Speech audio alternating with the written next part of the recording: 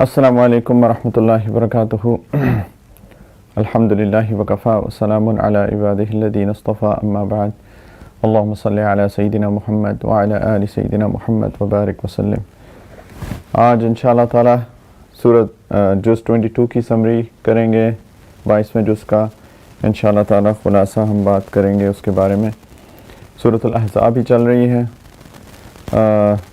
मैंने कल ये अर्ज़ किया था कि अल्लाह सुब्हानहू व तआला ने इसके अंदर कुछ वाक़यात का ज़िक्र किया, और सबसे बड़ा वाक़या तो ग़ज़वा अहज़ाब का वाक़या है, जिसको ग़ज़वा खंदक भी कहते हैं। और फिर बनु कुरैज़ा जो है उन्होंने मुशरिकीन के साथ मिलके मदीना मुनव्वरा में उसके अंदर से ही जो यहूदियों का कबीला था मुशरिकीन का साथ दिया था। तो अल्लाह ताला ने उसके बाद ग़ज़वा अहज़ाब के बाद नबी करीम अलैहिस्सलातु वस्सलाम को हुक्म दिया कि उनके साथ मामला करें, और फिर बनु कुरैज़ा पर चढ़ाई की थी और उन्होंने सरेंडर किया था, और उनके बहुत सारे कैदी भी बनाए गए थे। और यहाँ से फिर अल्लाह सुब्हानहू व तआला ने एक वाक़ये का ज़िक्र फरमाया जो कि 22वें जुज़ में शुरू होता है। जब ये ग़ज़वा अहज़ाब हुई तो ग़ज़वा अहज़ाब में बहुत सारा माल गनीमत इकट्ठा हुआ। तो नबी करीम अलैहिस्सलातु वस्सलाम के सहाबा और ख़ास तौर पे उनके घर वाले, उनकी अज़वाज मुतहरात बहुत तंगी की ज़िंदगी बसर कर रही थी अब तक। तो जब बहुत सारा माल गनीमत इकट्ठा हुआ तो उन्होंने नबी करीम अलैहिस्सलातु वस्सलाम से मिलकर एक फ़रमाइश की, और वो ये की थी कि अब अल्लाह ताला ने हमें वसअत दी है, बहैसियत मुसलमान अल्लाह ताला ने आसानियाँ पैदा की हैं, तो हमारे जो नफ़क़ा है उसके अंदर इजाफ़ा फरमा दीजिए। वैसे तो मुतालबे में कोई मसला नहीं था, लेकिन और उन्होंने एक बात की, उन्होंने कहा कि ये जो बाकी बादशाह हैं इनकी बीवियां इतने शान और शौकत से रहती हैं और इनके पास खिदमत करने वाले लोग हैं और ये लोग आसाइशों में रहते हैं, तो हमें भी अब अल्लाह ताला ने आसानी पैदा की है बेहसीत मुसलमान, तो फिर हमें भी आप थोड़ी नफ़क़े में इजाफ़ा कर दें। तो ये चीज़ नबी करीम अलैहिस्सलातु वस्सलाम को बात पसंद नहीं आई कि वैसे तो मुतालबा ठीक था, लेकिन ये बात कि मवाजना करें उन मलकाओं का जो कि बाकी शान व शौकत से रहती हैं। और ज़ाहिरी बात है नबी करीम अलैहिस्सलातु वस्सलाम दुनिया की मोहब्बत को दिल से निकालने आए थे, सब के लिए, मेरी, आपकी, हम सब की।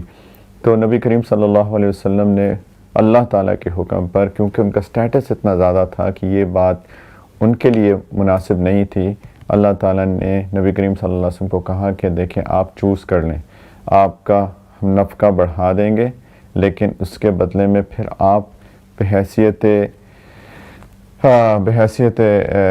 अज़वाज नहीं रह सकती, यानी कि आप चूज़ कर लें, या मुझे चूज़ कर लें, या फिर आप दुनिया को चूज़ कर लें।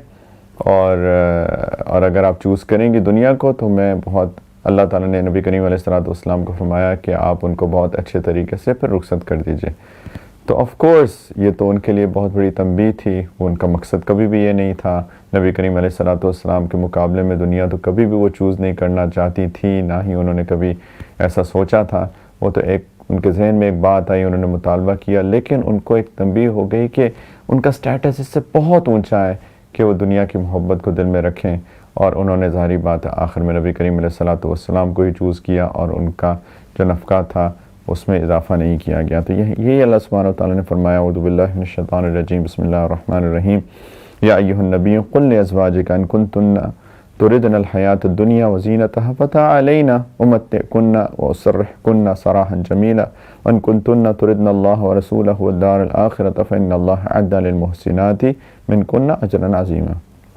कह नबी अलैहिस्सलातु वस्सलाम अपनी बीवियों से कह दें कि अगर आप दुनिया की ज़िंदगी और इसकी ज़ीनत चाहती हैं तो आएँ, मैं आपको कुछ तोहफ़े देकर खूबसूरती के साथ रुख़सत कर दूँ, और अगर आप अल्लाह और उसके रसूल और आखिरत के आलम की तलबगार हैं तो यकीन जाने अल्लाह ने आप में से नेक ख़वातीन के लिए बहुत शानदार इनाम तैयार कर रखा है।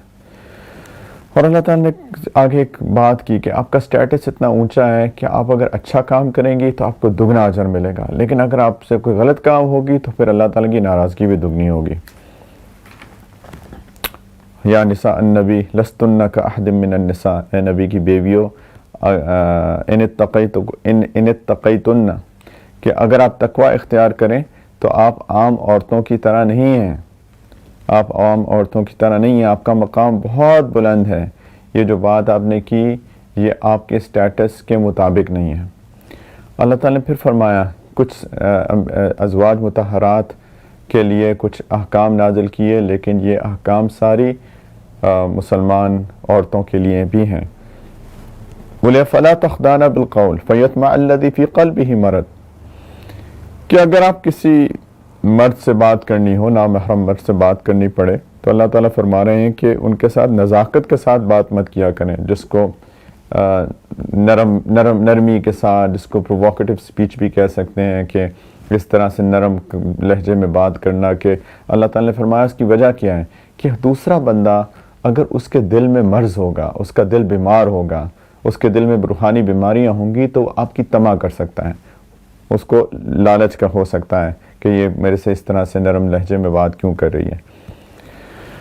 وَقُلْنَا قَوْلًا مَعْرُوفًا، جو بات کہیں وہ بھلائی والی ہو، اچھا اس کی روٹنس نہیں دکھانی، یہ نہیں ہے کہ بدتمیزی کریں، روڈ ہوں، لیکن اسٹریٹ بات کریں، کام کی بات کریں، اور اس طرح سے نرمی سے بات نہ کریں کہ اگر، یہ تو ہر بندہ تو ایسا نہیں سوچے گا، لیکن اگر کوئی آگے کا بندہ ہو جس کے دل میں مرض ہو، اس کا روحانی بیماریاں ہوں، اس کی جذبات قابو میں نہ ہو، تو وہ آپ کی طمع کرنے لگ جائے گا۔ اور اللہ تعالیٰ نے فرمایا ان کو وَقَرْنَ فِي بُيُوتِكُنَّ، کہ اپنے گھروں میں قرار کے ساتھ رہیں، یعنی بلا وجہ گھر سے باہر اگر نہ نکلیں تو اچھا ہے۔ اور اس کی دیکھیں، ہمارا دین بہت خوبصورت ہے، ہمارے دین نے رسپانسبلٹیز بانٹی ہیں۔ مرد کو کہا آپ نگہبان ہیں خواتین کے اوپر، اور الرجال قوامون علی النساء، کہ مرد جو ہے وہ نگہبان ہیں عورتوں پہ، ان کے ذمہ دار ہیں، ان کے نگران ہیں، ان کے لیے کمائیں، ان کی ذمہ داری ہے۔ اگر کوئی مرد کما کے اپنے گھر والوں کو نہیں کھلاتا تو وہ گناہ گار ہے، اس کی ذمہ داری ہے کہ وہ گھر والوں کا خیال رکھے۔ مرد کو اللہ تعالیٰ نے سونپ دی باہر کی جو مشکل ذمہ داریاں اور کمانے والی مشکل ذمہ داریاں، اور عورت کو اللہ سبحانہ وتعالیٰ نے کہا کہ آپ گھر کے اندر کا نظام سنبھال لیں، بچے ہوں تو بچوں کی تربیت کریں، ان کو وقت دیں، گھر کا نظام چلائیں، کیونکہ گھر کا بھی پورا نظام ہوتا ہے۔ جس گھر کے اندر دونوں شوہر اور بیوی کام کرتے ہیں، آپ دیکھیں ان کے گھر کا نظام بالکل بگڑا ہوا ہوتا ہے، ان کے گھر کے اندر ایک ہیپ ہیزرڈنس ہوتی ہے، کوئی سکون نہیں ہوتا۔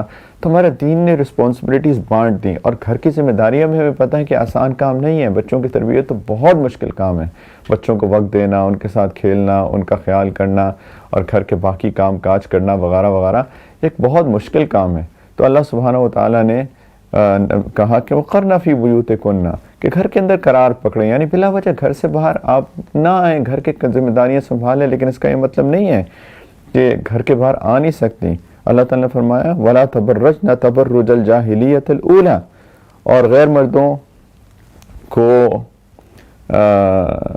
اپنا بناؤ سنگھار مت دکھائیں، یعنی گھر سے باہر نکلنا ہو کسی ضرورت کے تحت نکل سکتے ہیں، لیکن پھر آپ اپنے آپ کو میک اپ کر کے، اپنے آپ کو بنا سنوار کے غیر مردوں کو مت دکھائیں، جیسا کہ پہلی جاہلیت میں دکھایا جاتا تھا، جیسا کہ وَلَا تَبَرَّجْنَ تَبَرُّجَ الْجَاهِلِيَّةِ الْأُولَى، جیسے کہ پہلی جاہلیت میں دکھایا جاتا تھا، یعنی اسلام سے پہلے بہت بے حیائی عام تھی، عورتیں بن ٹھن کے نکلتی تھیں، مردوں کے دل بھی خراب تھے، اور وہ ان کو دعوت دیتے تھے گناہ کی، اور ایک عجیب بے حیائی کا ماحول تھا۔ اللہ تعالیٰ کہتے ہیں اس طرح نہ کریں، اور اس کے اندر بہت ایک لطیف اشارہ ہے قرآن کا کہ جاہلیت الاولیٰ تو ایک دوسری جاہلیت بھی آنے والی ہے، اور وہ ہم اپنی آنکھوں سے دیکھ رہے ہیں کہ وہی جاہلیت کا دور لوٹ آئے گا جب مردوں میں بے حیائی آ جائے گی، مردوں کے دل بیمار ہو جائیں گے، وہ پھر اسی طریقے سے عورتوں کو ہوس کی نظر سے دیکھیں گے، وہ پھر سے عورتوں کی عزت نہیں کریں گے جیسے پہلے نہیں کی جاتی تھی۔ اسلام نے عزت دی عورتوں کو، پھر نہیں کریں گے، اور عورتیں بھی پھر ان کے دل بھی خراب ہو جائیں گے، اور وہ بھی اس طرح بن ٹھن کے نکلیں گی اور غیر مردوں کو اپنا دکھاتا پھریں گی۔ وَقِمْنَ الصَّلَاةَ، اور اے ازواج مطہرات نماز قائم کریں، وآتین الزکات، اور زکات دے، وَأَطِیعْنَ اللَّهَ وَرَسُولَهُ، اور اللہ اور اس کے رسول کی فرما برداری کریں، ان کی بات مانیں۔ انما یرید اللہ لیذھب عنکم الرجس اہل البیت ویطہرکم تطہیرا، اے نبی کے اہل بیت، اے نبی کے گھر والوں، اللہ تو یہ چاہتا ہے کہ آپ سے گندگی دور کر دیں، یہ جو دل کی گندگی ہے اس کو دور کر دیں، اللہ آپ کو پاک کرنا چاہتے ہیں۔ یہ ساری کی ساری چیزیں دوسرے الفاظ میں یہ دل کی پاکی کا سبب بنتی ہیں، یہ بے حیائی دور کرتی ہیں معاشرے سے۔ بہت خوبصورت معاشرے کا نظام ہمارے دین نے سکھایا ہے، اور ایسی آپ کو پاکیزگی عطا کریں جو ہر طرح سے مکمل ہوں۔ پھر آگے اللہ سبحانہ و تعالیٰ نے چل کے کچھ جنرلی اگر آپ قرآن دیکھیں تو جو احکام نازل ہوئے ہیں اس میں مذکر صیغہ استعمال ہوا ہے، میل جینڈر کا استعمال ہوا ہے، اور اس سے مراد سارے لوگ ہیں الا یہ کہ کوئی خاص احکام مردوں کے لیے ہوں، شوہروں کے لیے ہوں، باپوں کے لیے ہوں مثال کے طور پہ۔ لیکن کچھ صحابیات کا بہت دل تھا کہ قرآن کے اندر ہمارا تذکرہ الگ سے ہو، تو اللہ سبحانہ و تعالیٰ نے یہ آیت نازل فرمائی، اور یہاں پر اللہ تعالیٰ نے کچھ لوگوں کے بارے میں بتایا جن کو مغفرت ملے گی اور جن کو اجر ملے گا۔ جن کو مغفرت ملے گی ان کے گناہوں کو اللہ معاف کریں گے، چھوٹے جو غلطیاں ہو جاتی ہیں، اور اللہ ان کو اجر دیں گے۔ اللہ تعالیٰ نے فرمایا ان المسلمین والمسلمات، فرما بردار مرد ہوں یا فرما بردار عورتیں ہوں، والمؤمنین والمؤمنات، ایمان والے مرد ہوں یا ایمان والی عورتیں ہوں، والقانتین والقانتات، عبادت گزار مرد ہوں یا عبادت گزار عورتیں ہوں، والصادقین والصادقات، سچے مرد ہوں یا سچی عورتیں ہوں، والصابرین والصابرات، صبر کرنے والے مرد ہوں یا صبر کرنے والی عورتیں ہوں، والخاشعین والخاشعات، خشوع کا ہم نے پہلے مطلب پڑھا تھا قد افلح المؤمنون کے اندر کہ دل جھکے ہوں جن کے اللہ کے آگے، وہ دل سے جھکے ہونے والے مرد ہوں یا دل سے جھکے ہونے والی عورتیں ہوں، والمتصدقین والمتصدقات، صدقہ کرنے والے مرد ہوں یا صدقہ کرنے والی عورتیں ہوں، والصائمین والصائمات، روزہ رکھنے والے مرد ہوں یا روزہ رکھنے والی عورتیں ہوں، والحافظین فروجہم والحافظات، اور اپنی شرم گاہوں کی حفاظت کرنے والے مرد ہوں یا عورتیں ہوں، وذاکرین اللہ کثیرا والذاکرات، اور اللہ کا بہت ذکر کرنے والے مرد ہوں یا عورتیں ہوں۔ یہ ساری خصوصیات جن کے اندر ہوں گی، اعد اللہ لہم مغفرۃ واجرا عظیما، اللہ تعالیٰ نے ان سب کے لیے مغفرت اور شاندار اجر تیار کیا ہے۔ اور آگے اللہ سبحانہ و تعالیٰ نے فرمایا کہ اچھا نبی کریم صلی اللہ علیہ وسلم نے مدینہ منورہ کے اندر جس طرح مواخات قائم کی اور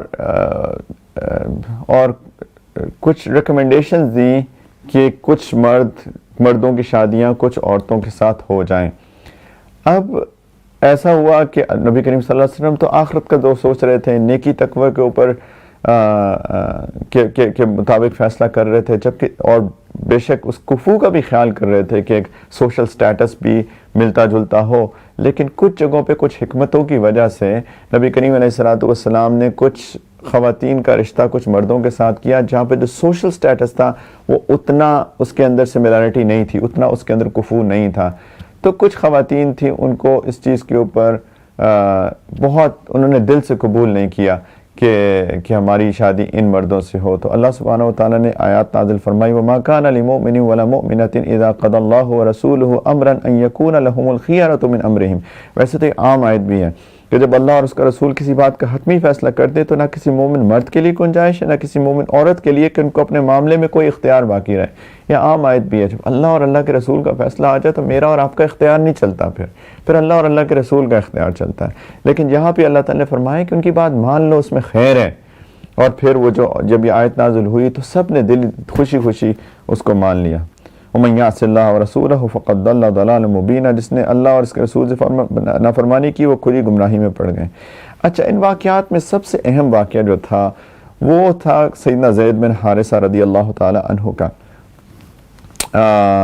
جن کی آنے والی آیات میں بھی زیادہ تفصیل سے بات ہے۔ یہ شروع میں سیدہ خدیجہ رضی اللہ تعالی عنہ کے غلام تھے، اس کی بھی بہت تفصیل ہے، اس وقت تو نہیں ہے اس تفصیل میں جانے کا بہت۔ سیدہ خدیجہ رضی اللہ تعالی عنہ نے ان کو نبی کریم صلی اللہ علیہ وسلم کو ہبہ کر دیا، ان کو ایز اے گفٹ دے دیا، تو نبی کریم صلی اللہ علیہ وسلم نے پھر ان کو آزاد کر دیا۔ اور اس زمانے میں ایک کانسیپٹ تھا منہ بولے بیٹے کا، کہ کسی کو آپ منہ بولا بیٹا بنا لیتے تھے کہ یہ میرا بیٹا ہے بس. اور ہم نے پہلے بھی بات کی تھی, کل بات کی تھی کہ اللہ تعالیٰ نے کہا کہ کسی منہ بولے بیٹے کا کانسیپٹ ختم کیا کہ ان کے باپ کا نسب ختم مت کرو. اگر وہ کوئی پوچھے کہ اس کا باپ کون ہے تو اس کے اصلی باپ کے بارے میں بتاؤ, نہ کہ کہو کہ یہ میرا بیٹا ہے. تو خیر اس وقت منہ بولا بیٹا بنا لیا.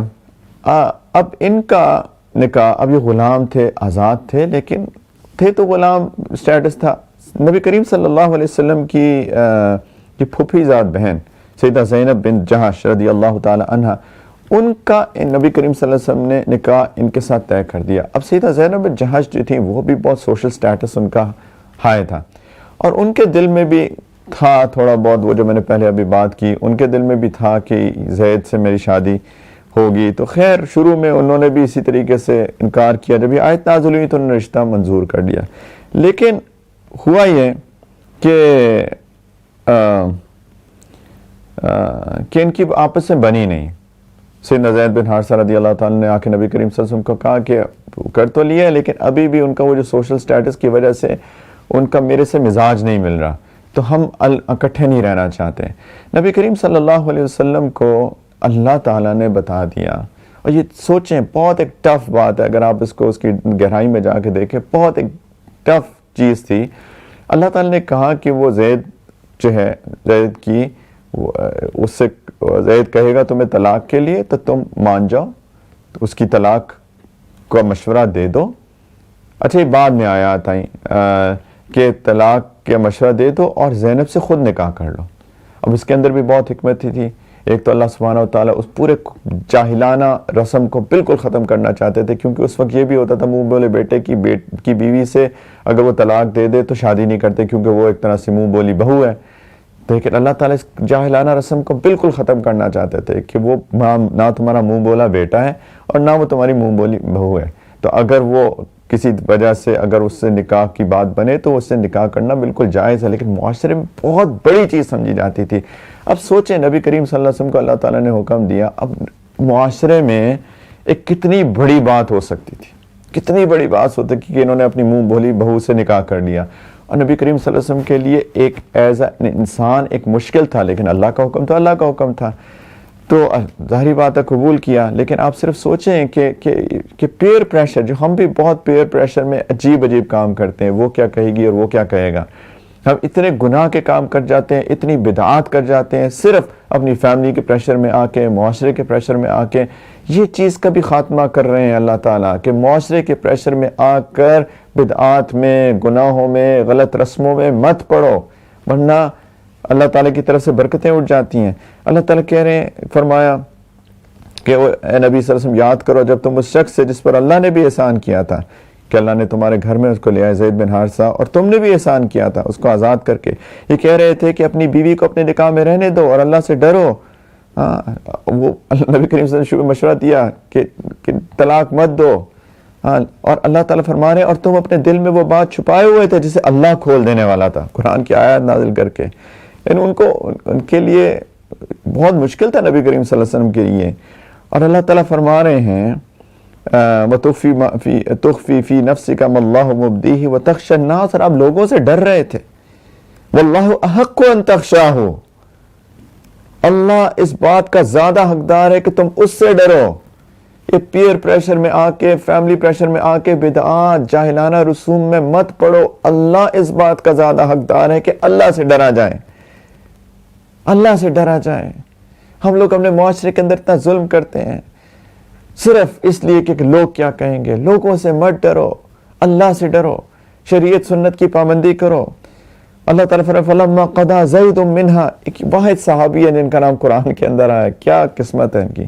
فلما قضى زید منها وطرا زوجناكها لكي لا يكون على المؤمنين حرج في ازواج ادعيائهم اذا قضوا منهن وطرا, کہ جب زید نے اپنی بیوی سے تعلق ختم کر لیا تو ہم نے اللہ تعالیٰ کہہ رہے میں نے اس سے تمہارا نکاح کرا دیا, تاکہ مسلمانوں کے لیے اپنے منہ بولے بیٹوں کی بیویوں سے نکاح کرنے میں اس وقت کوئی تنگی نہ رہے جب انہوں نے اپنی بیویوں سے تعلق ختم کر دیا. اور اللہ نے جو حکم دیا تھا اس پر عمل تو ہو کر ہی رہنا تھا. وَكَانَ أَمْرُ اللَّهِ مَفْعُولًا.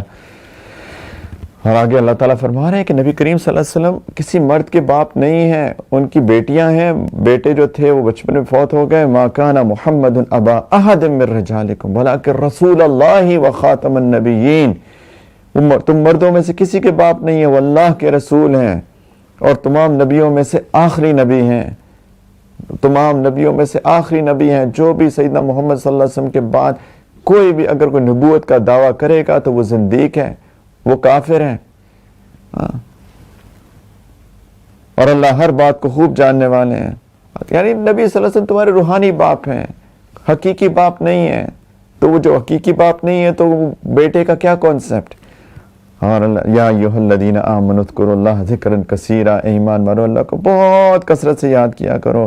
وسبحوہ بکرۃ واصیلا، صبح و شام اس کی تسبیح کیا کرو.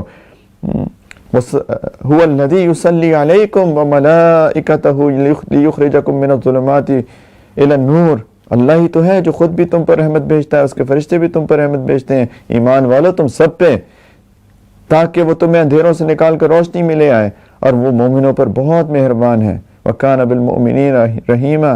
آگے اللہ سبحانہ تعالیٰ نے فرمایا کہ یا ایھا النبی، اے نبی، اِنَّا أَرْسَلْنَاكَ شَاهِدًا وَمُبَشِّرًا وَنَذِيرًا وَدَاعِيًا إِلَى اللَّهِ بِإِذْنِهِ وَسِرَاجًا مُنِيرًا. کہ نبی صلی اللہ علیہ وسلم بے شک ہم نے تمہیں ایسا بنا کے بھیجا ہے کہ تم گواہی دینے والے ہو، خوشخبری سنانے والے ہو اور خبردار کرنے والے ہو، اور اللہ کے حکم سے لوگوں کو اللہ کی طرف بلانے والے ہو، اور روشنی پھیلانے والے چراغ ہو. سورج نہیں کہا یہاں پہ چراغ کا ہے. چراغ، سورج تو پوری دنیا میں روشنی پھیلا دیتا ہے. چراغ جو ہے جہاں ہوتا ہے بس اس کی راستہ نظر آتا ہے. تو ایک جگہ سورج کی طرح بھی ہے لیکن چراغ کی طرح بھی ہے نبی کریم صلی اللہ علیہ وسلم. اس کی دو باتیں ہیں. ایک تو جو ان کی بات مانے گا اسی کو راستہ نظر آئے گا، چراغ ہے. دوسرا، چراغ سے چراغ جلتا ہے. یہ بھی چیز یاد رکھیں، چراغ سے چراغ جلتا ہے. نبی کریم صلی اللہ علیہ وسلم کو چراغ کہا ہے کہ صحابہ نے ان سے روشنی لے لی، صحابہ سے تابعین نے روشنی لے لی، تابعین سے تابعین نے روشنی لے لی، اور ایک پوری سند ہے، ایک چین ہے جس سے ہم تک یہ روشنی پہنچی ہے. روشنی چراغ سے چراغ جل کے ہی آتی ہے. ہم نے اپنے استادوں سے سیکھا، انہوں نے اپنے استادوں سے سیکھا، انہوں نے اپنے استادوں سے سیکھا. جو یہ بات صحابہ اور نبی کریم علیہ الصلوۃ والسلام سے تک پہنچتی ہے. کتابوں سے علم نہیں آتا، علماء سے علم آتا ہے. چراغ سے چراغ جلتا ہے. نبی کریم صلی اللہ علیہ وسلم کو اللہ تعالیٰ نے کہا آپ روشنی پھیلانے والے چراغ ہیں. سراجا منیرا، سراج منیر ہیں. یا ایھا النبی وبشر المؤمنین بان لهم من اللہ فضلا کبیرا. تم مومنوں کو خوشخبری سنا دو کہ ان پر اللہ کی طرف سے بہت فضل ہونے والا ہے. پھر آگے اللہ تعالیٰ نے ان عورتوں کی طلاق کی عدت کے بارے میں بتایا جن کو اللہ تعالیٰ نے فرمایا کہ من قبل ان تمسوہن ثم طلقتموہن من قبل ان تمسوہن، کہ تم نے ان کو ہاتھ لگانے سے پہلے طلاق دے دی ہو، جس کو فقہ کی زبان میں غیر مدخول بہا بیوی بھی کہا جاتا ہے. یعنی نکاح ہو گیا لیکن ہاتھ لگانے سے یہ مطلب ہے کہ اس میں خلوت نہیں ہوئی.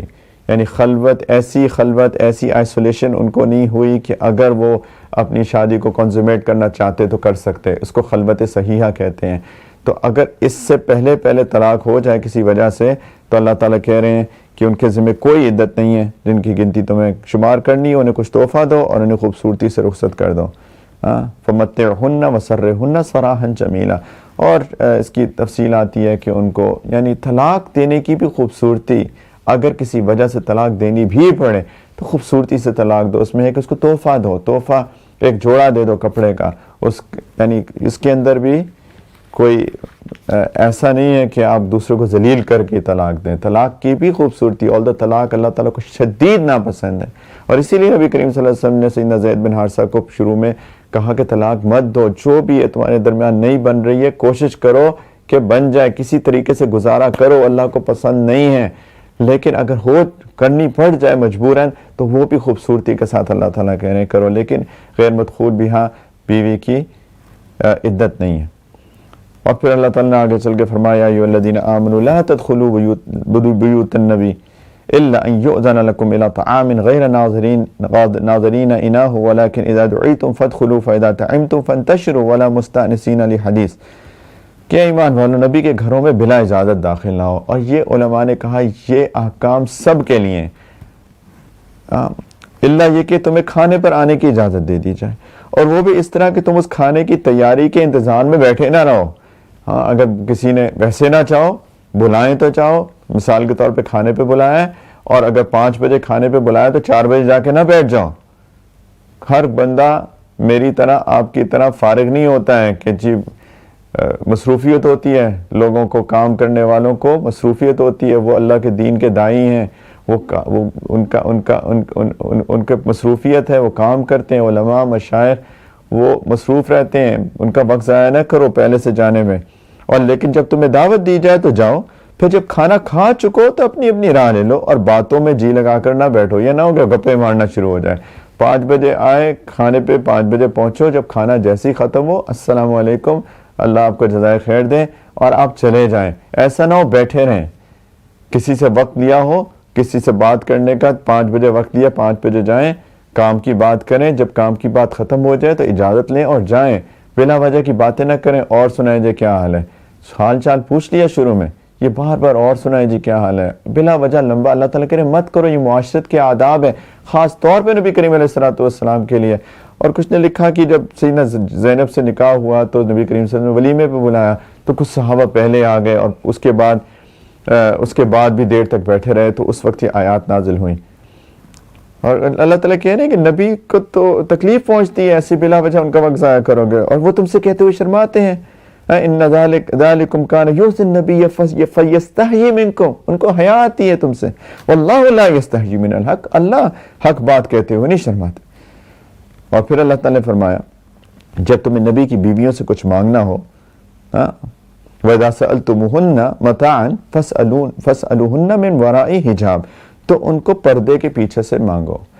پردے میں آئے عورت اور پھر غیر محرم سے کوئی بات کرے، اگر ضرورت کی بات کرنی ہے بلا پردہ بغیر ان پردے کے مرد اور عورت اللہ تعالیٰ فرما رہے ہیں کہ انٹریکٹ نہ کریں غیر مردوں سے. پردے کے ساتھ ان سے کوئی ضرورت کی بات کرنی ہو، ضرورت کی بات پہلے بھی کہا شریعت اجازت دیتی ہے، ضرورت کے وقت گھر سے نکلنے کی بھی اجازت دیتی ہے، بات کرنے کی بھی اجازت دیتی ہے، لیکن بلا پردہ بغیر پردے کے مت کرو. اللہ تعالیٰ کہہ رہے ہیں یہ طریقہ تمہارے دلوں کو بھی اور ان کے دلوں کو بھی زیادہ پاکیزہ رکھنے کا ذریعہ ہے. اگر بلا پردہ آئے گی تو اٹریکشن ہو سکتی ہے، اور شیطان آ کے کوئی بھی دل کے اندر خیال ڈال سکتا ہے. دل کو پاک رکھنا ہے، یہ طریقہ اللہ تعالیٰ کہہ رہے ہیں زیادہ پاکیزہ ہے. اور پھر اللہ تعالیٰ نے فرمایا کہ تمہارے لیے یہ جائز نہیں ہے کہ تم اللہ کے رسول کو تکلیف پہنچاؤ، اور نہ یہ جائز ہے کہ ان کے بعد ان کی بیویوں سے کبھی نکاح کرو. یہ نبی کریم صلی اللہ علیہ وسلم کی دنیا سے پردہ کر جانے کے بعد اللہ تعالیٰ نے اس آیت میں منع فرما دیا کہ ان کی ازواج سے اب کوئی نکاح نہیں کر سکتا. حالانکہ اللہ تعالیٰ نے پردے کے احکام نازل کیے کہ یا ایھا النبی قل لازواجک و بناتک و نساء المؤمنین، کہ اے نبی صلی اللہ علیہ وسلم آپ اپنی بیویوں، اپنی بیٹیوں اور مسلمان کی عورتوں سے کہہ دیں یدنین علیہن من جلابیبہن، کہ وہ اپنی چادریں اپنے اوپر سے جھکا لیں، اپنی چادریں اوپر سے جھکا لیں. اور اوپر سے جھکائیں گے تو اس کے اندر علماء نے یہ لکھا ہے کہ اس کے اندر پھر یعنی بالکل پورا پردہ ہے، صرف اتنا دیکھ سکیں جس سے کہ راستہ نظر آ سکے وغیرہ وغیرہ. اللہ تعالیٰ کہہ رہے ہیں کہ اس طریقے میں اس بات کی زیادہ توقع ہے کہ وہ پہچان لی جائیں تو ان کو ستایا نہیں جائے گا. پہلے کچھ لوگ منافقین اور لوگ عورتوں کو چھیڑتے تھے، تو اب یہ پردے کے اندر جائیں گی تو ان کو پتہ چل جائے کہ مسلمان عورت ہے، باحیا عورت ہے، اس کو نہیں چھیڑنا، اس کے ساتھ بدتمیزی نہیں کرنی. آگے اللہ تعالیٰ نے آخر میں چل کے فرمایا یا ایھا الذین آمنوا اتقوا اللہ وقولوا قولا سدیدا، ایمان والو اللہ تقوی اختیار کرو اور سیدھی سچی بات کہا کرو. اور اس کا نتیجہ کیا ہوگا؟ یصلح لکم اعمالکم ویغفر لکم ذنوبکم، اللہ تمہارے فائدے کے لیے تمہارے کام سنوار دیں گے اور تمہارے گناہوں کی مغفرت کر دیں گے.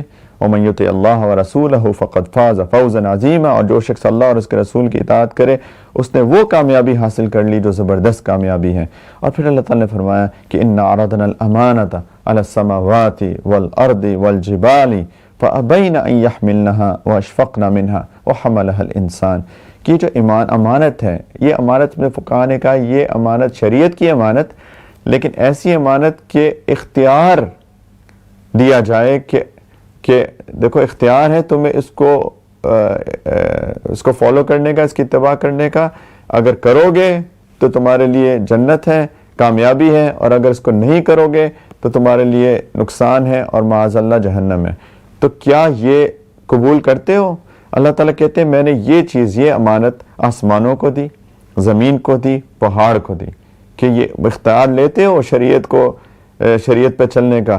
انہوں نے انکار کر دیا کہ اللہ یہ تو بہت بڑی ذمہ داری ہے، اور اس سے ڈر کے انکار کر دیا۔ اللہ تعالیٰ نے ان کو چوائس دی کہ کرتے ہو کہ نہیں، تو انہوں نے کہا یا اللہ اگر چوائس ہے تو ہم یہ نہیں لیتے۔ اللہ تعالیٰ فرمایا وَحَمَلَهَا الْإِنسان، انسان نے اس کا بوجھ اٹھا لیا، اور پھر جس نے اختیار کے بعد اس پہ فالو نہیں کیا، شریعت کی پابندی نہیں کی، سنت کی پابندی نہیں کی، اللہ تعالیٰ نے فرمایا إِنَّهُ كَانَ ظَلُومًا جَهُولًا، کہ وہ بڑا ظالم ہے، بڑا نادان ہے یہ شخص۔ آگے سورہ سبا شروع ہوتی ہے۔ سورہ سبا اصل میں ایک، میں نے پہلے بھی ہم لوگ اس کا ذکر کر چکے ہیں جہاں پہ ہم نے ملکہ سبا کی بات کی تھی کہ سبا یمن میں بسنے والی ایک قوم تھی۔ اللہ نے اس کو بہت نعمتیں دی تھی، بہت نعمتیں، اور اس کا تذکرہ آئے گا، گرینری، پھول، پھل، ہر طرح کی اللہ نے ان کو نعمتوں سے نوازا تھا، لیکن وہ لوگ ناشکرے ہو گئے اور اللہ نے پھر ان کو عذاب دیا۔ اور اس کے مقابلے میں اللہ تعالیٰ نے 2 نبیوں کا ذکر کیا جن کو اللہ تعالیٰ نے بہت نعمتیں دی تھیں، داؤد علیہ السلام اور سلیمان علیہ السلام، اور انہوں نے ان نعمتوں کی شکر گزار بنے اور اللہ تعالیٰ نے ان کی تعریف کی تھی۔ 2 موازنے اللہ تعالیٰ نے بیان کیے ہیں یہاں پر سورہ سبا کے اندر۔ اعوذ باللہ من الشیطان الرجیم، بسم اللہ الرحمن الرحیم، الحمدللہ الذی لہ ما فی السماوات وما فی الارض ولہ الحمد فی الآخرہ وہو الحکیم الخبیر، یعلم ما یلج فی الارض وما یخرج منها وما ینزل من السماء وما یعرج فیہا وہو الرحیم الغفور۔ تمام تر تعریف اس اللہ کی ہے جس کی صفت یہ ہے کہ آسمان اور زمین میں جو کچھ ہے سب اسی کا ہے، اور آخرت میں بھی تعریف اسی کی ہے، اور وہی ہے جو حکمت کا مالک ہے اور مکمل باخبر۔ وہ ان چیزوں کو بھی جانتا ہے جو زمین کے اندر جانتی ہیں، ان کو بھی جو اس سے باہر نکلتی ہیں، ان کو بھی جو آسمان سے اترتی ہیں، ان کو بھی جو اس میں چڑھتی ہیں، اور وہی ہے جو بڑا بخشنے والا، مہربان اور بخشنے والا ہے۔ اللہ تعالیٰ اپنی قدرت کی کچھ باتیں کر کے اس کے بعد اللہ تعالیٰ نے فرمایا وَلَقَدْ آتَيْنَا دَاؤُودَ مِنَّا فَضْلًا، واقعہ یہ کہ ہم نے داؤد کو خاص اپنے پاس سے فضل عطا کیا تھا۔ یا جبال اوّبی مَعَهُ وَالطَّيْرُ وَأَلَنَّا لَهُ الْحَدِيدَ، کہ اے پہاڑوں تم بھی تسبیح میں ان کے ساتھ ہم آواز بن جاؤ، اور اے پرندوں تم بھی۔ اس داؤد علیہ السلام کے بارے میں آتا، ان کی آواز بہت خوبصورت تھی، بہت خوبصورت آواز تھی، اور وہ اللہ کی جب تسبیح بیان کرتے تھے تو ساتھ میں پہاڑ بھی کرتے تھے، پرندے بھی کرتے تھے، اور ایک عجیب سما بن جاتا تھا۔ اگر کبھی اس کو سوچے انسان تو کیا پیارا سما ہوتا ہوگا کہ ایک نبی تسبیح کر رہے ہیں، اللہ کی ذکر کر رہے ہیں، پہاڑ بھی کر رہے ہیں، پرندے بھی کر رہے ہیں، اور ایک عجیب کیفیت ہوتی تھی۔ اور اللہ تعالیٰ نے فرمایا کہ ہم نے ان کے لیے لوہے کو نرم کر دیا۔ اللہ تعالیٰ نے یہ جو لوہے کی صنعت ہے یہ داؤد علیہ السلام کو سکھائی کہ ان کے ہاتھ میں آ کے لوہا نرم ہو جاتا تھا، اور وہ جس طرح چاہتے تھے اس کو موڑ لیتے تھے، اور اس سے پھر انہوں نے جو شیلڈز ہوتی ہیں جو جنگوں میں پہنتے ہیں، جن کو زریں کہتے ہیں، وہ اللہ تعالیٰ نے فرمایا زریں اس کے سے بناؤ، اور پھر کڑیاں جوڑنے میں توازن سے کام لو۔ عجیب کہ زریں تو بناؤ، لیکن وہ جو اس کے کنڈے ہوتے ہیں، اس کے جوائنٹس ہوتے ہیں، اس کو بناؤ تو بیلنسڈ بناؤ، اس میں توازن اختیار کرو۔ ہاں، وقدر فی السرد، اس کے اندر اللہ تعالیٰ پتہ چلتا ہے اللہ تعالیٰ چاہتے کیا، اللہ تعالیٰ چاہتے ہیں کہ ہر چیز کے اندر ایکسلنس ہو، خوبصورتی ہو، توازن ہو۔ ہیپ ہیزرڈ چیزیں اللہ تعالیٰ کو نہیں پسند۔ جنت بھی اللہ تعالیٰ نے تذکرے کیے، اللہ تعالیٰ نے کہا کہ کس طرح قالین بچھے ہوں گے، کیسے پیالے رکھے ہوں گے، ترتیب سے، تمیز سے، خوبصورتی کے ساتھ۔ اللہ تعالیٰ کو یہ چیز پسند ہے، خوبصورتی۔ ان اللہ تعالیٰ جمیل یحب الجمال، اللہ تعالیٰ خوبصورت ہے اور خوبصورتی کو پسند فرماتے ہیں۔ وَاعْمَلُوا صالحا، اور نیک عمل کرو، انی بما تعملون بصیر، جو تم کرتے ہو میں دیکھتا ہوں۔ اور سلیمان علیہ السلام ولی سلیمان الریحا غدوها شہر ورواحها شہر وَأَصَلْنَا لَهُ عَيْنَ الْقِطْرِ، اللہ تعالیٰ فرماتے ہیں کہ سلیمان علیہ السلام کے لیے ہم نے ہوا کو تابع بنا دیا۔ صبح کا سفر بھی 1 مہینے کی مسافت کا ہوتا تھا، شام کا سفر بھی 1 مہینے کی مسافت، یعنی جو عام طور پہ اس زمانے میں 1 مہینہ لگا کے سفر کرتے تھے لوگ، وہ 1 صبح یا 1 شام میں کر دیتے تھے۔ اور ہم نے ان کے لیے تانبے کا چشمہ بنا دیا۔ تانبا کا ایک چشمہ تھا، اس میں اللہ تعالیٰ نے لیکوڈ بنا دیا تانبے کو، اس کو جس طریقے سے مولڈ کر کے جو بھی بنا لیتے تھے، نعمتیں ہیں۔ اور اللہ تعالیٰ کہتے ہیں من الجن من یعمل بین یدیہ باذن ربہ، اور جنات میں سے کچھ تھے جو اپنے رب کے حکم سے ان کے آگے کام کرتے تھے۔ جنات یہاں پہ سرکش شیاطین کی، سرکش جنات یعنی شیاطین کی بات ہو رہی ہے کہ شیاطین تو فساد پھیلاتے تھے، لیکن سلیمان علیہ السلام کے لیے اللہ نے ان کو تابع کر دیا، اور وہ حکم دیتے تھے، ان کی مجال نہیں ہوتی تھی کہ وہ کچھ اور کر سکیں۔ اور یہ جنات یہ شیاطین کیا کرتے تھے کام اللہ ان کو کہاں پہ لگایا ہوا تھا وہ اللہ تعالیٰ کہتے ہیں سلیمان کے لیے جو چاہتے تھے بنا دیتے تھے اونچی اونچی عمارتیں تصویریں یعنی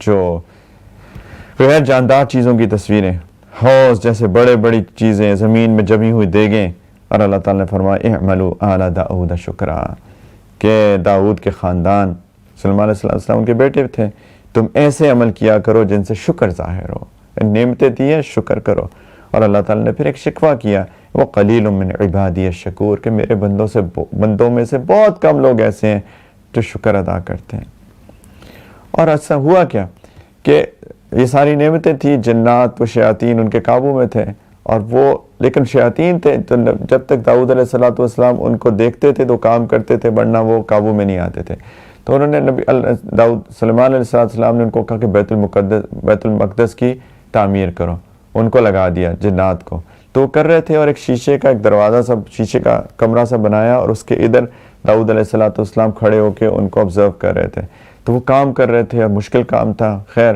اور اللہ تعالیٰ نے کیا کیا کہ وہ چھڑی کے سہارے کھڑے ہوئے تھے اور ان کو آبزرو کر رہے تھے اللہ تعالیٰ نے ان کو وہاں موت دے دی اللہ نے ان کو موت دے دی وہیں پہ اس وقت موت تو کبھی بھی آ جاتی ہے لیکن اللہ تعالیٰ نے کیا کیا کہ وہ چھڑی کے سہارے کھڑے تھے تو کھڑے ہی رہ گئے اس سہارے سے اور وہ سمجھے کہ سلیمان علیہ السلام دیکھ رہے ہیں ہمیں تو اب تعمیر میں لگے رہے یہاں تک کہ جب تعمیر بیت المقدس کی ختم ہو گئی تو پھر ایک دیمک آیا کیڑا زمین کا اور اس نے آ کے چھڑی کو کھانا شروع کر دیا اور جب وہ کھوکھلی ہو گئی تو چھڑی ٹوٹ گئی جب چھڑی ٹوٹ گئی تو سلیمان علیہ السلام کا جو جسم تھا وہ گر گیا پھر ان جنات کو پتہ چلا ہمیں تو اگر ہمیں پتہ ہوتا تو ہم بھاگ جاتے ہم تو اس لیے کر رہے تھے کہ وہ دیکھ رہے ہیں اور اللہ تعالیٰ نے ان کو یہ سکھایا کہ جنات یہ کلیم کرتے تھے ہمیں غیب کا علم آتا ہے نے کہا اگر غیب کا علم آتا تو ان کو پتہ چل جاتا کہ سلیمان علیہ السلام کا انتقال ہو چکا ہے فلما قضينا عليه الموت ما دلهم على موته إلا دابة الأرض تأكل من سأته فلما خر تبينت الجن أن لو كانوا يعلمون الغيب ما لبثوا في العذاب المهين جب سلیمان علیہ السلام کی موت کا فیصلہ کیا تو ان جنات کو ان کی موت کا پتہ کسی اور نے نہیں بلکہ زمین کے کیڑے نے دیا جو ان کی چھڑی کو کھا رہا تھا جب وہ گر پڑے تو جنات کو معلوم ہوا کہ اگر وہ غیب کا علم جانتے ہوتے تو اس ذلت والی تکلیف میں مبتلا نہ ہوتا یہ جو سارے کاہن کہتے ہیں کہ جی جنات ہمارے قبضے میں ہے اور پتہ نہیں کیا کیا وہ جنات کو نہیں پتا تو ان کو کیا بتائیں گے وہ کاہن کے پاس جانے سے 40 دن کی نمازیں قبول نہیں ہوتی اگر وہ غیب کے علم دیتے ہیں اور اگر کوئی ان کی بات کو مان لیتے تو کفر ہے پھر اللہ تعالیٰ نے قوم سبا کے بارے میں بتایا لقد کان لسبأ فی مسکنہم آیہ جنتان عن یمین و شمال کلوا من رزق ربکم واشکروا لہ بلدۃ طیبۃ ورب غفور حقیقت یہ ہے کہ قوم سبا کے لیے خود اس جگہ ایک نشانی موجود تھی جہاں وہ رہا کرتے تھے دائیں بائیں دونوں طرف باغوں کے سلسلے تھے دو اور اللہ تعالیٰ نے ان کو کہا کہ اپنے رب کا دیا ہو رزق کھاؤ اور اس کا شکر کرو اس کا شکر کرو نعمتیں ہیں شکر کرو ایک تو بہترین شہر تھا دوسرا اتنا مغفرت کرنے والا رب انہوں نے ہدایت سے منہ موڑ لیا اللہ تعالیٰ نے کیا کیا کہ ان پہ ایک بند تھا پانی کا خوبصورت اللہ نے اس کو کھول دیا سیلاب آیا ان کے سارے باغات ڈوب گئے اور اللہ تعالیٰ اور یہ بھی انہوں نے کیا وہ یہاں ان کو وہاں سے لے کر شام تک یا فلسطین تک وہ باغات ہی باغات تھے اور بہت ہی نشانیاں تھیں جگہ جگہ پہ شہر تھے تاکہ ان کے سفر میں آسانیاں ہوں وہ ناشکرے تھے انہوں نے الٹا کہا کہ یہ کیا مزہ آیا ہمیں تو سفر میں پتہ ہی نہیں چلتا یعنی جس کو اعتراض کرنا ہوتا ہے ہر چیز میں اعتراض کرتا ہے وہ ناشکرے لوگ ہوتے ہیں جن کو ہر چیز میں کمپلینٹس اور اعتراض کی عادت ہوتی ہے یہ ایسا کیوں ہو گیا اور یہ ویسا کیوں ہو گیا خیر تو انہوں نے کہا ربنا باعد بین اسفارنا کیا اللہ ہمارے سفر کی منزلوں کے درمیان دور دور کے فیصلہ پیدا کر دیں اللہ تعالیٰ نے کہا انہوں نے اپنی جانوں پہ ظلم کیا اس لیے وہ بالکل تباہ ہو گئے پھر اللہ سبحانہ و تعالیٰ نے اپنی کچھ قدرت کی ذکر کی ہے قل من یرزقکم من السماوات والارض قل اللہ وَإِنَّا أَوْ إِيَّاكُمْ لَعَلَى هُدًى أَوْ فِي ضَلَالٍ مُبِينٍ کون ہے جو تمہیں آسمانوں سے اور زمین سے رزق دیتا ہے کہو وہ اللہ ہے اور ہم ہو یا تم یا تو ہدایت پر ہیں یا کھلی گمراہی میں ہیں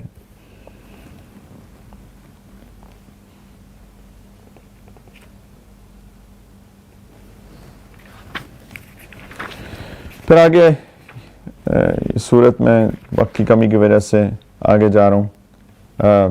ایک اللہ تعالیٰ نے ایک ذکر کیا کہ کچھ جن لوگوں نے کفر اپنا لیا وہ کہتے ہیں کہ ہم تو اس قرآن پہ کبھی ایمان نہ لائیں گے اور نہ ان آسمانی کتابوں پہ جو ہم سے پہلے نازل ہوئی. اللہ تعالیٰ کہتے ہیں کہ اگر تم اس وقت کا منظر دیکھو قیامت کے دن، ہاں، کہ جب یہ ظالم لوگ اپنے رب کے سامنے کھڑے کیے جائیں گے تو یہ ایک دوسرے پہ بات ڈال رہے ہوں گے. یعنی جنہوں نے ان کو گمراہ کیا ان سے یہ لوگ آپس میں جھگڑا کریں گے.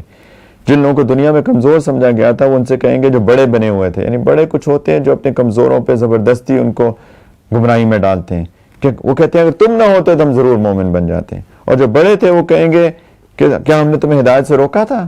وہ ان سے جھگڑا کریں گے جبکہ وہ ہدایت تمہارے پاس آ چکی تھی، تم ہی مجرم ہو. یعنی ہماری بات کیوں مانی؟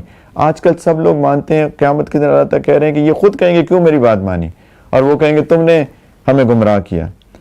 تو وہ کہیں گے نہیں تم مکار تھے. بڑوں سے کہیں گے کمزور کہ تم مکار تھے، تم نے ہمیں روکا تھا. تو یہ سارے ایک دوسرے کے ساتھ جھگڑا کریں گے. اللہ تعالیٰ کہیں گے کہ یہ سب عذاب کو دیکھ لیں گے تو اپنا پچھتاوا کرے ہوں گے. یعنی کہ دونوں نہیں بچیں گے، نہ کمزور اور نہ بڑے، جو اللہ کی بات کو، ہدایت کو نہیں مانا جنہوں نے. کسی کی خاطر دین کو مت چھوڑیں، وہ کوئی بھی ہو. آگے سورہ فاطر ہے. شروع میں اللہ تعالیٰ نے اس کو بسم اللہ الرحمن الرحیم الحمدللہ فاطر السماوات والارض، فاطر کہتے ہیں پیدا کرنے والا، تو اس وجہ سے اس کا نام سورہ فاطر ہے. مکی صورت ہے، اور مکی صورت میں توحید اور رسالت اور قیامت اور بیسیکلی عقائد کی باتیں ہوتی ہیں. تو اللہ تعالیٰ نے یہ فرمایا تمام تعریف اللہ کی ہے جو آسمان اور زمین کا پیدا کرنے والا ہے. اور اللہ کی ذات وہ ہے جاعل الملائکۃ رسلا اولی اجنحۃ مثنی وثلاث ورباع. اللہ کی ذات وہ ہے جس نے ان فرشتوں کو پیغام لے جانے کے لیے مقرر کیا، فرشتوں کو رسول بنایا جو دو دو تین تین چار چار پروں والے ہیں. اللہ تعالیٰ بتا رہے ہیں کہ دیکھو فرشتے ان کے دو دو پر ہیں، تین تین پر ہیں، چار چار پر ہیں، اور اس سے بھی زیادہ یزید فی الخلق ما یشاء، وہ پیدائش میں جتنا چاہتا ہے اضافہ کر دیتا ہے. ان اللہ علی کل شیء قدیر، بے شک اللہ تعالیٰ ہر چیز پہ قادر ہے. اللہ تعالیٰ فرماتے ہیں ما یفتح اللہ للناس من رحمت فلا ممسک لها وما یمسک فلا مرسل له من بعدہ. جس رحمت کو اللہ لوگوں کے لیے کھول دے کوئی نہیں جو اس کو روک سکے. اللہ تعالیٰ جس پہ اپنی رحمت نازل کرنا چاہتے ہیں کوئی اس کو روک نہیں سکتا، اور جس پہ سے اللہ تعالیٰ رحمت کو روک لیں تو کوئی نہیں ہے جو اس کے بعد اسے چھڑا سکے.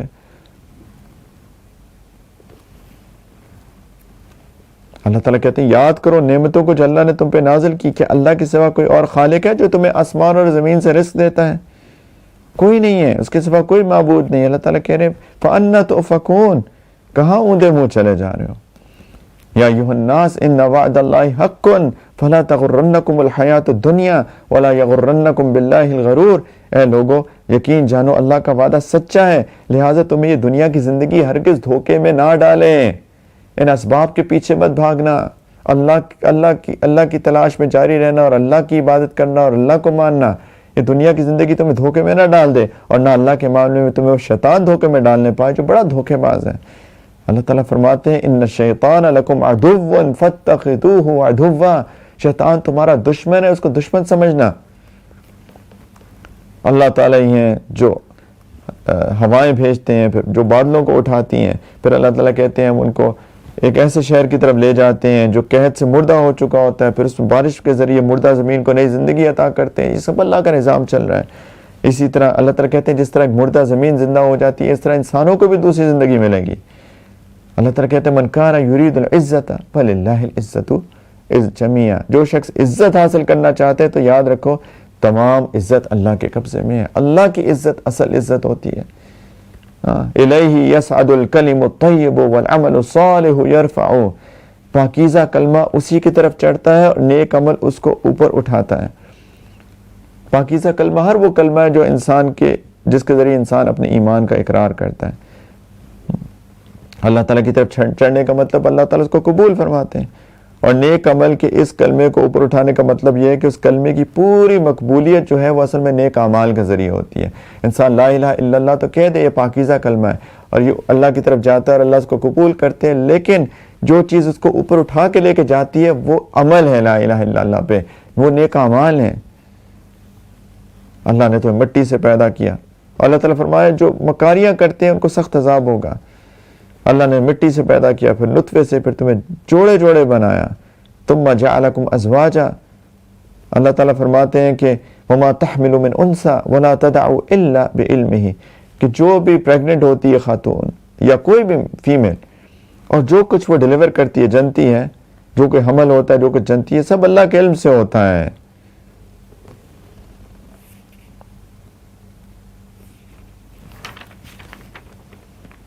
آگے اللہ تعالیٰ نے کچھ اپنی نعمتوں کا ذکر فرمایا, قدرتوں کا ذکر فرمایا. وہ رات کو دن میں داخل کرتا ہے, دن کو رات میں داخل کرتا ہے, سورج اور چاند کو کام پہ لگایا ہوا ہے. اور آگے اللہ تعالیٰ فرماتے ہیں یا ایھا الناس, یا ایھا الناس, یا ایھا الناس, اے لوگو, انتم الفقراء الی اللہ, تم سب اللہ کے سامنے فقیر ہو, محتاج ہو, فقیر ہو. واللہ هو الغنی الحمید, اللہ کی ذات ہے جس کو کسی کی ضرورت نہیں ہے, وہ بے نیاز ہے اور تمام تعریف کا مستحق ہے. فقیر بن کے زندگی گزاریں ہم سب لوگ. اے لوگو, تم اللہ کے سامنے فقیر ہو, اللہ سے بھیک مانگا کریں, فقیر بن کے دعا کا اہتمام, ہر اپنی حاجت اللہ کے سامنے پیش کیا کریں. جو بندہ دعائیں نہیں مانگتا اللہ تعالیٰ اس سے سخت ناراض ہوتے ہیں. یا ایھا الناس انتم الفقراء الی اللہ, بھیک مانگا کرو اللہ سے, اللہ سے ہر چیز مانگا کرو. اللہ تعالیٰ کہتے ہیں کہ نہیں کرو گے, ان یشاء یذھبکم ویأتی بخلق جدید وما ذلک علی اللہ بعزیز, اگر تم اللہ اگر چاہے تو تم سب کو ختم کر دیں اور ایک نئی مخلوق لے آئے تمہاری جگہ, اور اللہ کے لیے کوئی مشکل کام نہیں.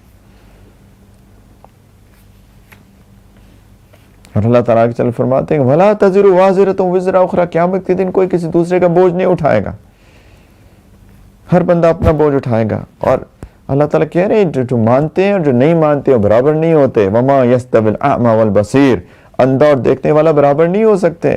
وَلَا الظُّلُمَاتُ وَلَا النُّورُ, نہ اندھیرا اور روشنی برابر ہوتے ہیں. وَلَا الظِّلُّ وَلَا الْحَرُورُ, نہ ہی سایہ اور دھوپ برابر ہوتے ہیں. وَمَا يَسْتَوِي الْأَحْيَاءُ وَلَا الْأَمْوَاتُ, اور زندہ لوگ اور مردے لوگ بھی برابر نہیں ہوتے ہیں. تو جو ماننے والا اور نہ ماننے والے برابر نہیں ہوتے ہیں. بالکل اسی طریقے سے جو مانتا ہے اس کی مثال روشنی کی ہے, اس کی مثال دیکھنے والے کی, روشنی کی, دھوپ کی اور زندوں کی ہے, اور جو نہیں مانتا اس کی مثال اندھے کی, اندھیرے کی, سائے کی اور مردوں کی ہے. اللہ جس کو چاہتا ہے بات سنا دیتا ہے. اللہ تعالیٰ فرماتے ہیں کہ اے نبی صلی اللہ علیہ وسلم وما انت بمسمع من فی القبور, تم آپ ان کو بات نہیں سنا سکتے جو قبروں میں پڑے ہوئے ہیں. یعنی یہ لوگ زندہ ہیں لیکن مرے ہوئے ہیں, ان کو کہاں بات سنائی دے گی. اللہ تعالیٰ نے آگے فرمایا جو اللہ کی کتاب کی تلاوت کرتے ہیں, جو نماز کی پابندی کی ہم نے, اور ہم نے جو انہیں رزق دیا ہے اس میں سے نیک کاموں میں خرچ کرتے ہیں, خفیہ بھی علانیہ بھی, اور وہ ایسی تجارت کے امیدوار ہے اللہ سے جو کبھی نقصان نہیں اٹھائے گی. ہاں, یرجون تجارتا لن تبور, یہ اللہ سے تجارت ہے. بزنس مین لوگ بزنس کرتے ہیں اور نفع کی امید رکھتے ہیں. اللہ سے تجارت کریں, اللہ کے راستے میں خرچ کر کے. یہ ایسی اللہ کہہ رہے ہیں ایسی تجارت ہے کبھی نقصان نہیں ہوگا اس میں. پھر آگے اللہ تعالیٰ نے فرمایا کہ جو لوگ مان لیتے ہیں ان کی 3 قسمیں ہوتی ہیں. ثم اورثنا الکتاب الذین اصطفینا من عبادنا, ہم نے اس کتاب کا وارث اپنے بندوں میں سے ان کو بنایا جن کو ہم نے چن لیا تھا. یعنی یہ جو اللہ کا جو کو اللہ نے ایمان دیا ہے اس کا شکر کریں, یہ اللہ نے ان کو چنا ہے. لیکن پھر ان میں سے 3 لوگ ہوتے ہیں. ایک تو اللہ سبحانہ و تعالیٰ نے فرمایا کہ فَمِنْهُمْ ظَالِمٌ لِنَفْسِهِ, ان میں سے کچھ لوگ ایسے ہیں جو اپنی جان پر ظلم کرتے ہیں, گناہوں میں پڑ جاتے ہیں. اس پہ اللہ تعالیٰ ان کے بارے میں جگہ جگہ فرمایا یہ لوگ اپنی جانوں پہ ظلم کرنے والے ہیں. وَمِنْهُمْ مُقْتَصِدٌ, اور ان میں سے کچھ ایسے ہیں جو درمیانے درجے کے ہیں, گناہ بھی کرتے ہیں اچھائیاں بھی کرتے ہیں, گناہ بھی کرتے ہیں اچھائیاں بھی کرتے ہیں. وَمِنْهُمْ سَابِقٌ بِالْخَيْرَاتِ بِإِذْنِ اللَّهِ, اور کچھ وہ ہیں جو اللہ کی توفیق سے نیکیوں میں آگے ہی بڑھے چلے جا رہے ہیں. ذَلِكَ هُوَ الْفَضْلُ الْكَبِيرُ, ان سب کے لیے ایمان چونکہ ہیں تو ایک نہ ایک دن جنت میں جائیں گے. جو سابق بالخیرات ہیں, آگے بڑھنے والے, اللہ تعالیٰ ان کو تو فوراً سیدھا جنت میں داخلہ ہو جائے گا. جو درمیان والے ہیں وہ ڈیپینڈ کرتا ہے کہ ان کے اعمال زیادہ کون سے ہیں، نیکی والے کہ برائی والے. اور جو ظالم لنفسی ہیں، اللہ نہ کرے لیکن اگر انہوں نے توبہ نہ کی تو اصول کے مطابق وہ جہنم میں جائیں گے، اور پھر ایک نہ ایک دن اپنے ایمان کی وجہ سے جہنم سے نکال لیے جائیں گے اور جنت میں ڈال دیے جائیں گے. اللہ محفوظ رکھے جہنم سے، ایک سیکنڈ بھی نہیں جا سکتے. اور اللہ تعالیٰ نے فرمایا کہ جو لوگ جہنم میں پھینک دیے جائیں گے وہ اس دوزخ میں چیخ پکار مچائیں گے اور کہیں گے اے رب ہمیں باہر نکال دیں تاکہ ہم جو کام پہلے کیا کرتے تھے ان کو چھوڑ کر اب نیک بن جائیں گے. وہاں جا کے لوگوں کو خیال آئے گا ابھی کیوں نہیں آتا.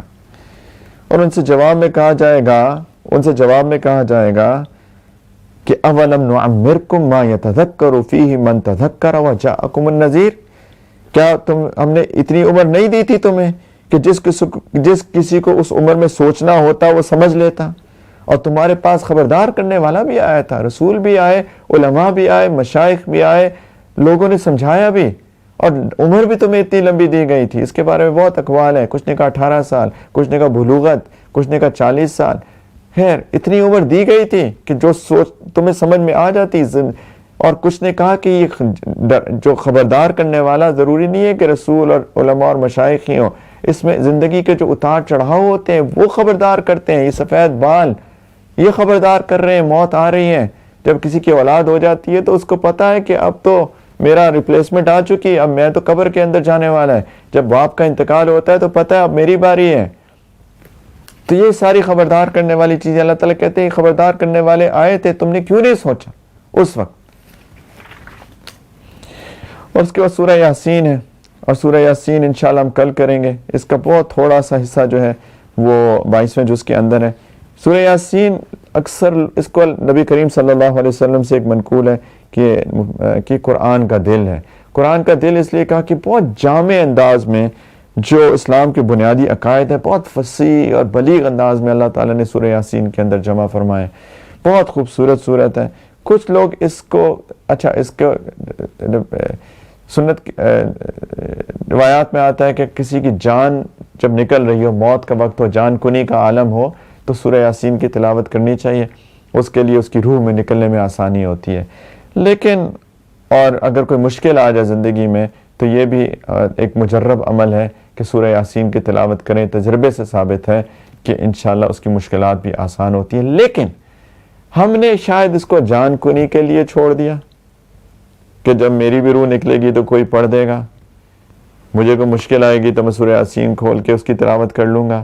لیکن یہ قرآن کا دل جو عمل کے لیے اللہ نے دی تھی، اس کو سمجھنے کے لیے کتنے لوگ ہیں جو سورہ یاسین کو سمجھے آج تک، کنہوں نے اس کو سیکھا اور اس میں جو اللہ تعالیٰ نے عقائد کے بارے میں اور توحید کے بارے میں اور جو اللہ تعالیٰ نے ہم سکھانا چاہتے ہیں ایمانیات کے بارے میں، اس کے اوپر سوچنے سمجھنے کی اور اس پہ عمل کرنے کی کوشش کی.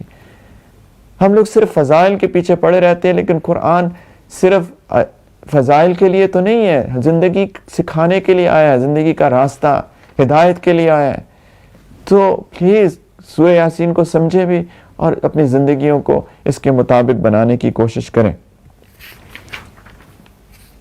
انشاءاللہ تعالیٰ سورہ یاسین ہم کل شروع کریں گے. اللہ تعالیٰ ہم سب کو قرآن کی سمجھ عطا فرمائے، اس کی محبت عطا فرمائے، اس کے مطابق اپنی زندگیوں کو بنانے والا بنائے، اور اللہ کو راضی کرنے کہ ہماری کوشش ہو، جستجو ہو، محنت ہو، نہ کہ ہم لوگ قرآن کو چھوڑ کے صرف لوگوں کو خوش کرنے کے لیے اور اللہ کو ناراض کر بیٹھیں. ایسا اللہ کرے کہ ہم نہ کریں. اللہ تعالی ہم سب کو دین کی سمجھ عطا فرمائے، اس خوبصورت دین کی جو پورے معاشرے کی اصلاح کے لیے آیا ہے اور ہم میری اور آپ کی اصلاح کے لیے آئے ہیں. اگر کوئی اس پہ عمل کرنے والا بن جائے تو ہماری ذات بھی خوبصورت بنے گی اور معاشرہ بھی خوبصورت بنے گا انشاءاللہ. وآخر دعوانا ان الحمدللہ رب العالمین. انشاءاللہ آخری دن رہ گئے ہیں، رمضان کا آخری عشرہ چل رہا ہے، بہت تھوڑے سے دن رہ گئے ہیں. کوشش کر لیں، محنت کر لیں. تاک راتوں پہ خاص طور پہ جو آڈ نائٹس ہیں 21, 23, 25, 27, 29، کئی جگہوں پہ 21ویں کی رات 21 رائٹ کل تھی، ختم ہو گئی. کچھ لوگ دنیا کی کچھ جگہوں پہ آج ہے. پلیز ان کے فائدہ اٹھائیں، محنت کریں، وقت ضائع نہ کریں، تلاوت کریں، دعاؤں کا اہتمام، نوافل کا اہتمام. اللہ سے رو کے رو رو کے اللہ تعالیٰ کو منائیں، اللہ سے معافی مانگیں اپنی غلطیوں کی، اللہ سے دعائیں مانگیں، اپنی حاجات اللہ کے سامنے پیش کریں۔ یا ایھا الناس انتم الفقراء الی اللہ، لوگو تم اللہ کے سامنے فقیر ہو، اللہ کو فقیر بن کے دکھائیں، اللہ کے سامنے بھیک مانگیں، اللہ کو روئیں، اللہ کے سامنے منائیں۔ اللہ تعالیٰ کی ذات ماننے والی ہے، راضی ہو جاتی ہے، بہت آرام سے، بہت آسانی سے معاف کر دیتی ہے۔ کوئی ہو تو صحیح اللہ کا بندہ جو اللہ کے سامنے اپنی فقر کا مظاہرہ کرے، نہ کہ غرور کے ساتھ اللہ کو انکار کرے۔ تو پلیز ان دنوں میں خاص طور پہ توبہ کر لیں سب لوگ اپنے گناہوں سے، میرے ساتھ ان کلمات کو پڑھ لیں توبہ کی نیت سے، اور اگر کوئی بیعت کرنا چاہتا ہے تو بیعت کی نیت بھی کر سکتا ہے۔ سب لوگ صدقے دل سے کہیں بسم اللہ الرحمن الرحیم، لا الہ الا اللہ محمد الرسول اللہ، آمنت باللہ وملائکتہ وکتبہ ورسلہ والیوم الآخر والقدر خیرہ وشرہ من اللہ تعالی والبعث بعد الموت، آمنت باللہ کما ہوا باسمائہ وصفاتہ وقبلت جمیع احکامہ اقرار باللسان وتصدیق بالقلب، اشہد ان لا الہ الا اللہ واشہد ان محمدا عبدہ ورسولہ، استغفر اللہ ربی من کل ذنب واتوب الیہ برحمتک یا ارحم الراحمین۔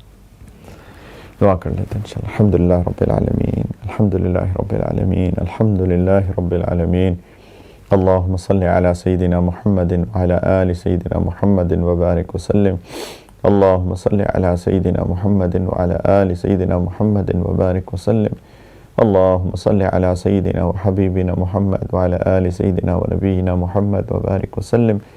ربنا ظلمنا انفسنا وان لم تغفر لنا وترحمنا لنكونن من الخاسرين، ربنا لا تزغ قلوبنا بعد إذ هديتنا وهب لنا من لدنك رحمة إنك أنت الوهاب، لا إله إلا أنت سبحانك إنا كنا من الظالمين، يا مقلب القلوب ثبت قلوبنا على دينك، يا مصرف القلوب صرف قلوبنا على طاعتك، اللهم حبب إلينا الإيمان وزينه في قلوبنا وكر إلينا الكفر والفسوق والعصيان واجعلنا من الراشدين۔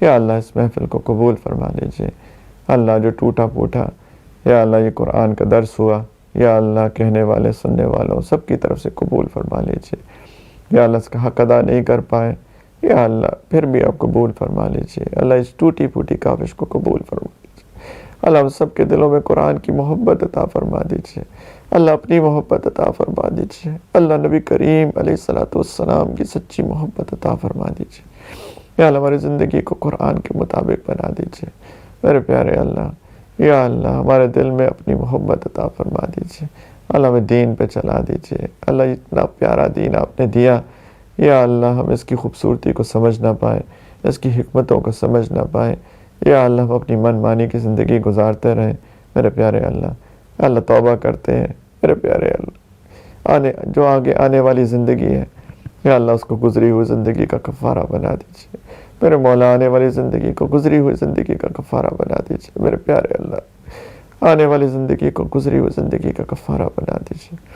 یا ارحم الراحمین، نیکی تقویٰ پہ جما دیجئے، یا اللہ عمل کی توفیق عطا فرما دیجئے، اللہ رمضان کی آخری ساعتیں ہیں، یا اللہ یا ارحم الراحمین رحم کر دیجئے، اللہم انک عفو تحب العفو فاعف عنا یا کریم، یا اللہ معاف فرما دیجئے میرے مولا، معاف فرما دیجئے، اللہ نبی کریم صلی اللہ علیہ وسلم نے جبریل علیہ السلام کی دعا پہ آمین کہہ دیا تھا جب انہوں نے دعا مانگی تھی کہ برباد ہو جائے وہ شخص جس کو رمضان کا مہینہ ملا لیکن وہ اس میں اپنی مغفرت نہ کرا سکا۔ میرے مولا ہم کو نہیں پتا کہ ہماری مغفرت ہوئی کہ نہیں ہوئی، میرے مولا ہمیں بربادی سے بچا لیجیے، ہماری مغفرت فرما دیجیے، اللہ یہ گناہ گار ہاتھ ہم نے اٹھائے ہیں میرے مولا، اب رحم کر دے میرے مولا، آپ سے رحم کی بھیک مانگتے ہیں، آپ کے در کے فقیر ہیں میرے مولا، یا اللہ معاف کر دیجیے میرے مولا، معاف کر دیجیے میرے مولا، آپ کا کچھ بھی نہیں بگڑے گا، ہماری بگڑی بن جائے گی میرے پیارے اللہ، معاف کر دیجیے، رحمتوں کے فیصلے فرما دیجیے، اللہ کرم کے فیصلے فرما دیجیے، ایمانی کیفیات عطا فرما دیجیے، اللہ ہماری روحانی جسمانی نفسیاتی بیماریاں دور فرما دیجیے، یا اللہ جادو کے، شیطانی، سفلی، حسد کے، بری نظر کے جو یا اللہ منفی اثرات ہیں، اللہ سب سے ان برے اثرات کو زائل فرما دیجیے یا ارحم الراحمین۔ اللہم انا نعوذ بک من ہمزات الشیاطین ونعوذ بک ربی ان یحضرون یا ارحم الراحمین۔ یا اللہ ربنا حب لنا من ازواجنا وذریاتنا قرۃ اعین وجعلنا للمتقین اماما۔ یا اللہ ہمارے گھر والوں، ہماری اولاد، ہماری نسلوں میں ایک ایک بندے کو اللہ نیکی تقویٰ پہ چلا دیجیے، دین کی گہری سمجھ عطا فرما دیجیے، اللہ عمل کی توفیق عطا فرما دیجیے، اخلاق والا بنا دیجیے، ہماری زبان کو میٹھا بنا دیجیے، میرے مولا ہم اخلاق کے ساتھ دعوت دینے والے بن جائیں یا ارحم الراحمین۔ دین کی سمجھ عطا فرمائیے، حکمت عطا فرمائیے، اللہ ہم سب کو اپنے دین کی خدمت کے لیے قبول فرما لیجیے۔ اللہ ہم کو پتہ ہے کہ ہم قابل نہیں ہیں، اللہ اس چیز کا اچھے طریقے سے احساس ہے، لیکن ہم کو یہ بھی پتہ ہے کہ آپ کے یہاں قابلیت نہیں، قبولیت چلتی ہے۔ میرے مولا قبول فرما لیجیے یا اللہ، قبول فرما لیجیے، اللہ قبول فرما لیجیے، اپنی حفاظت میں رکھ کے قبول فرما لیجیے، اخلاص کے ساتھ قبول فرما لیجیے یا اللہ، ہر فتنے سے بچا کر قبول فرما لیجیے یا ارحم الراحمین۔ خیر کے فیصلے فرما دیجیے، ہمارے والدین کی بھی حفاظت فرمائیے، رب ارحمہما کما ربیانی صغیرا۔ یا اللہ ہمارے والدین جو آپ کے پاس آ چکے ہیں، میرے پیارے اللہ، ان کی مغفرت فرما دیجیے، انہیں قرب کے اعلیٰ درجات عطا فرما دیجیے۔ اللہ ہمارے والدین جو حیات ہیں، ان کی خدمت کی توفیق عطا فرمائیے، ان کو عافیت سے رکھے میرے مولا، صحت عافیت برکتوں سے رکھے۔ اللہ ہم سب کی زندگی کے آخری حصے کو ہماری زندگی کا بہترین حصہ بنائیے یا ارحم الراحمین۔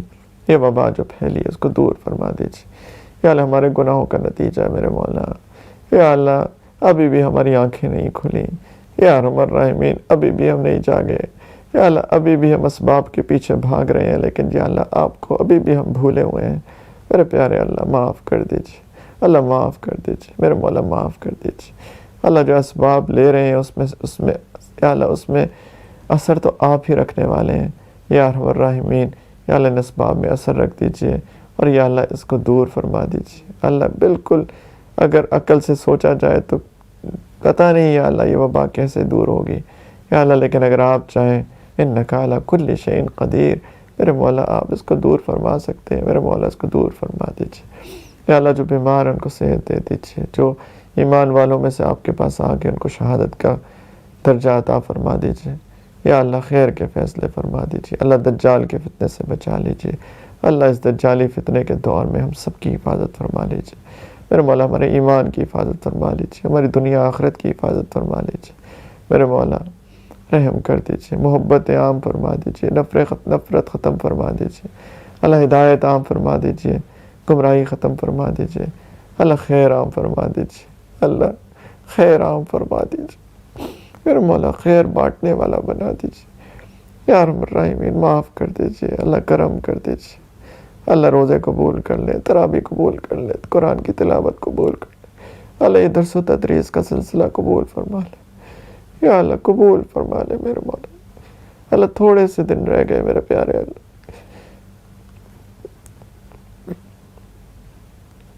اللہ قدر نہیں کی رمضان کی اللہ، رحم کر دے میرے مولا، رحم کر۔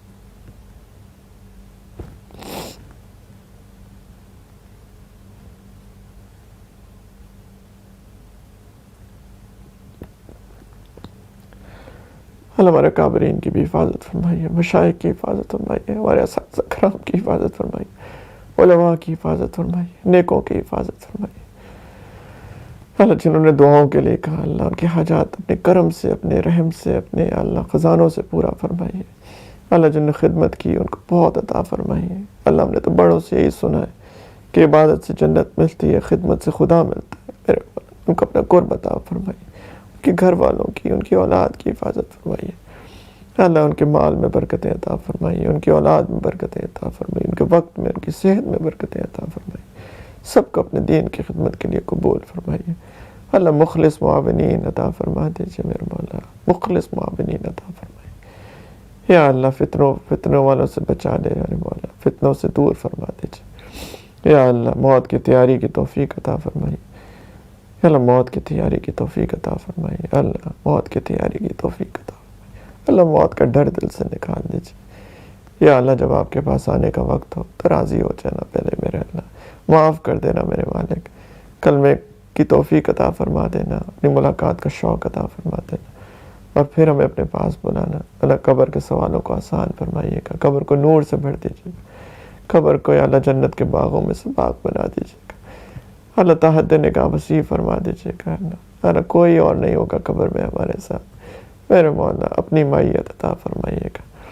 اللہ قیامت کے دن کو زندگی کا سب سے آسان دن بنائیے گا۔ اللہ قیامت کے دن اپنے عرش کے سائے میں جگہ عطا فرما دیجیے گا۔ نبی کریم علیہ السلام کے ہاتھ سے حوض کوثر عطا فرما دیجیے گا۔ اللہ ان کی شفاعت عطا فرما دیجیے گا، اور یا اللہ ان کے قدموں میں جنت الفردوس میں بلا حساب کتاب جمع فرما دیجیے گا ہمیں، اور یا اللہ اپنا دیدار بے حجاب اور اپنی دائمی رضا عطا فرمائی۔